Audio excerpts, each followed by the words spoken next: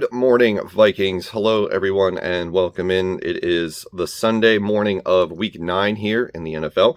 Minnesota Vikings will play the Baltimore Ravens later on today with a 1 p.m. kickoff in Baltimore, and a lot feels like it's riding on this game, and I wanted to talk some more about it. Now, I don't do game previews with any sort of consistency on this channel, as I said in a previous video a few days ago.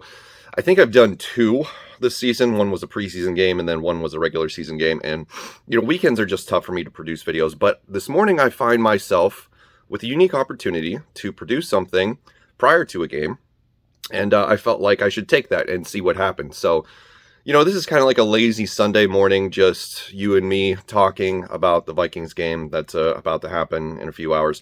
And I wanted to, share my thoughts going into this because this feels like a weird day, right? This feels like a weird day for Minnesota, who is arguably, trending down because of the lack of offensive production, how anemic it looks. And by the way, it sounds like and looks like it's not just a Vikings problem. This might be a Minnesota football problem in general because the Gophers yesterday just absolutely, disappointing and embarrassing against Illinois.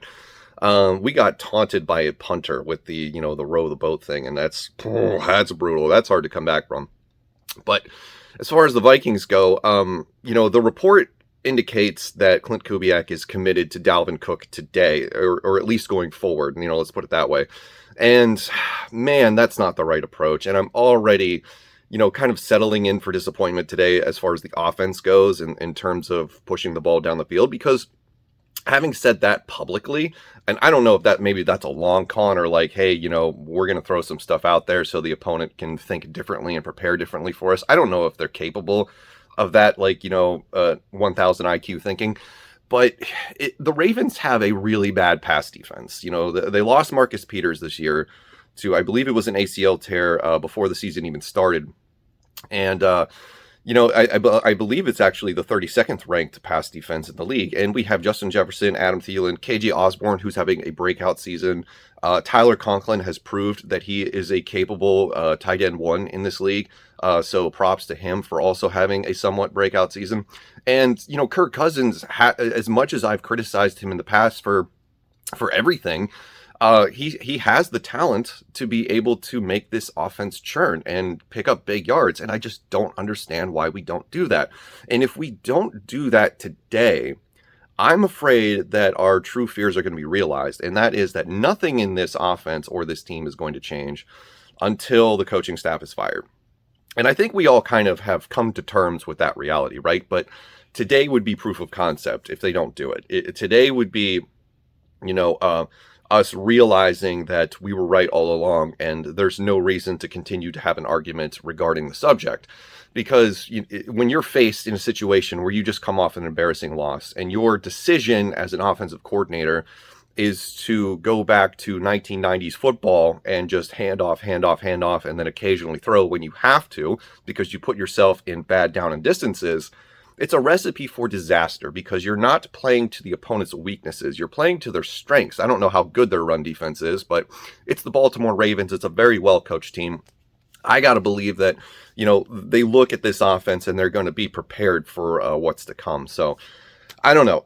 To me, it feels like this morning, like it could go both ways. I feel like the Vikings are setting themselves up for failure because they're just so stubborn with their offensive approach. And then I also feel like the Ravens are walking into a trap game because, just like the Vikings this year, the Ravens have needed some last-minute heroics, from their team in order to win games. I mean, the NFL record field goal by Justin Tucker to beat the Lions comes to mind. I mean, we kind of did the same thing. It just wasn't an NFL record field goal. So I don't know. Are these teams more similar than, we're really thinking? Because we call Baltimore a competitor and they have a winning record, and we call the Vikings kind of like on the fringe because they don't have a winning record and they can't beat good teams. It's weird. This is a weird week, really. I don't have a good, conclusion for you before we watch this game today, but it does feel like a trap game for the Ravens. I can foresee a way that the Vikings win this game. I don't know if it will be one of those, statement wins where they win confidently and blow them out. I don't think that's going to happen. I think we're in real trouble on defense, considering that, Cam Dantzler was on the injury report. We've lost Danielle Hunter for the year, and Michael Pierce is also not going to be playing. And those are the kind of things that you kind of want to have, those pieces of defense when you're playing a quarterback who's as unique as Lamar Jackson. So I don't know.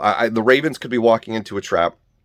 I could see the Vikings winning this, even though I predicted them to lose in the Pick'em video on Wednesday.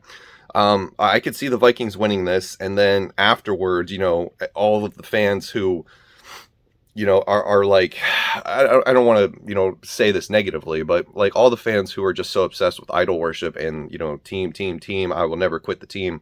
Not never quit the team, but you kind of get what I'm going with here. It's like they'll never doubt them. It's like we're going to get a W every day. Small picture versus big picture. I could see the Vikings winning this game, and then going into the press conference and all the fans on social media saying, "Hey, look, you doubted us, and here we are at 4-4, and we beat one of the better teams in the league." I could see that happening. But I'm going to predict that the Vikings lose today, and it's going to be because of Justin Tucker. Let's just roll with that. So, those are my final thoughts this morning. Good morning, Vikings. I don't know if I'm going to call this series that, maybe I will, who knows. So yeah, this is just a little lazy Sunday hello pep talk before the game this afternoon. Let me know what you guys think in the comments below. Hopefully you get to see this before kickoff. I will see you in the next one. Thanks for watching.